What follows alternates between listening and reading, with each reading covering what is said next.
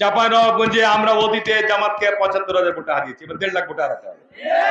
যে চাঁপাইনবাবগঞ্জে হারুন এমপি সব সময় ভোট করে আর জামাত এখানে সব সময় ভোট করে, চোট হলেও করে না হলেও করে, ঠিক না বেটি? যে কারণে এখন চাঁপাইনবাবগঞ্জে একটা দৃষ্টি আছে। চাঁপাইনবাবগঞ্জে আমরা অতীতে জামাতকে ৭৫,০০০ ভোটে হারিয়েছি, এবার ১.৫ লাখ ভোটে হারাতে হবে। ঠিক না বেটি বলছি ভাইরা? আর আমি আপনাদের সামনে এইটুকু অন্তত পক্ষে বলে যাচ্ছি যে কথাগুলো আপনাদেরকে বললাম, চাঁপাইনবাবগঞ্জের হারুন এমপির বয়স ৬০ ঊর্ধ্ব, এখন সিনিয়র পলিটিশিয়ানদের মধ্যে হারুন এমপি এখন একজন। হারুন এমপির পার্লামেন্টে জেলে হারুন এমপির কথা শুনবে না এরকম বাংলাদেশে কোনো মন্ত্রণালয় থাকবে না।